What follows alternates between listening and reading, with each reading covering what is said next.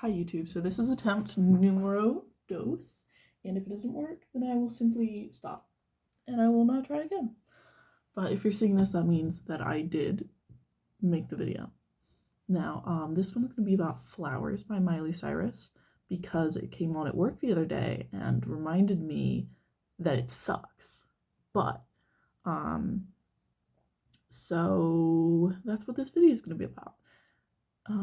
Actually this video is from my mom, and Mom, I don't know how you feel about Flowers by Miley Cyrus. If you like it, then I'm sorry. I'm genuinely a big part of the reason why I'm making this video is for you, because I know that you miss me rambling about shit. Even though you can call me and hear me ramble about shit anytime you want.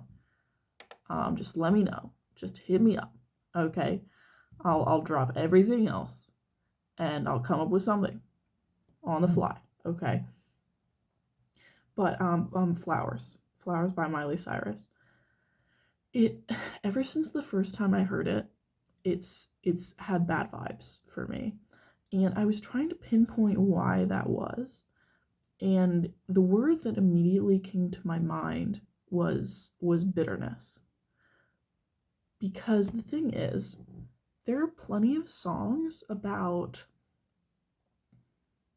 breakups that are bitter, and they're cool, and that's fine. You know, I love You Ought to Know by Alanis Morissette. I love doing it at karaoke.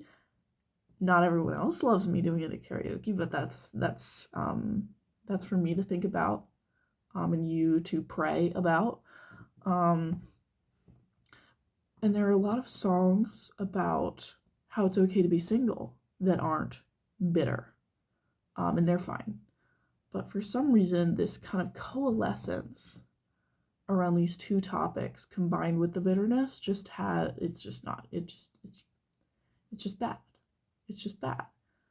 Like, the entire sentiment of I can love me better than you can just sounds false on its face.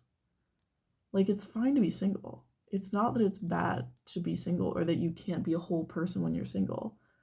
But there are undeniably things that you can get out of a relationship that you can't get out of not having one.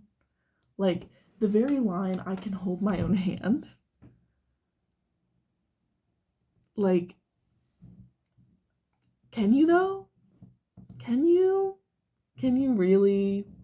Is that what you want? Does that make you feel the same things as holding someone else's hand would? Like, just putting it out there, it's not the same. Like, having a multi-hour conversation with another human being and talking to yourself in the shower while your fingers turn into prunes until the water runs cold and the basin is full because you left hair in there over time. The hair collected, and so now you're standing in cold water with pruny fingers talking to yourself. It's not the same. It's simply not, okay? And that denial is it doesn't serve anyone, okay? Because I am of the mindset that when you comfort yourself about shit, you should always be real. Okay, be real. Be real with yourself. It's what you deserve. Okay? I don't dismiss anxiety and pain and suffering I have by lying to myself. That doesn't work for me. Maybe it works for other people. And they're losers for that. They're losers for that, and they should go to therapy. Okay? Telling yourself that you can do all the things that your partner can do for you, or a partner could do for you by yourself, just sounds like a recipe for sadness. Because if that's what your happiness and your not sadness is built on, then that foundation of that happiness is fraud. It's fucked down there, that foundation. It's cracked up. It's cracked as hell. Okay, I just threw my pen. And so it's gonna fall through eventually. Like, you can't keep this shit up forever. So, and when you do, you're gonna have to rebuild everything from scratch when you could have been working with a sound foundation in the first place. Okay? And the minor key and everything, like the notes that are used and the background palette of like minimalist bass is just really adds to that bitter vibe that just makes me cringe. Okay? Cringe.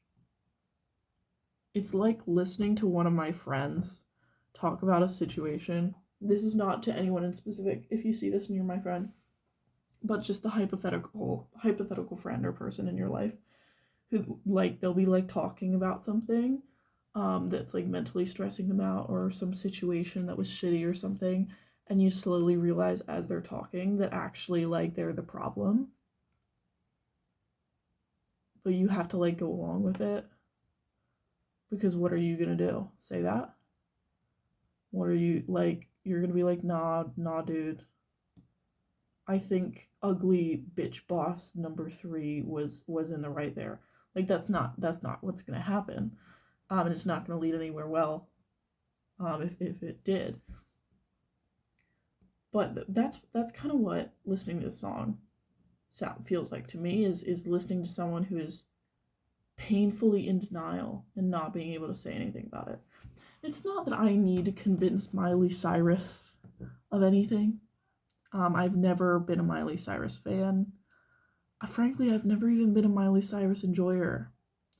And I'm not starting today. I said those same words quite recently, actually. Last night.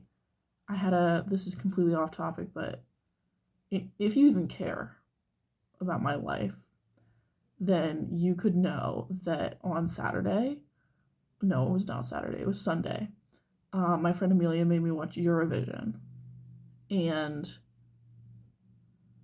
one of the performances, there was this guy who was like hot.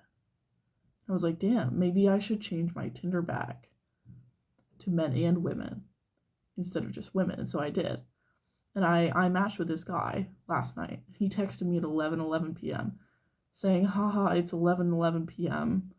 And I'm wishing for some head right now. And I could have not texted him back, because why would I text him back? But I decided to send a message saying, never sucked dick. Don't plan on starting tonight. And he responded, I'm flabbergasted, : 0. Which, I'm frankly amazed at that exchange. I just don't understand. Like, why are you flabbergasted that a 19-year-old has never sucked a penis? It's not that hard to believe, actually. Soon I'll be a 20-year-old who hasn't sucked a penis. Maybe a 21-year-old.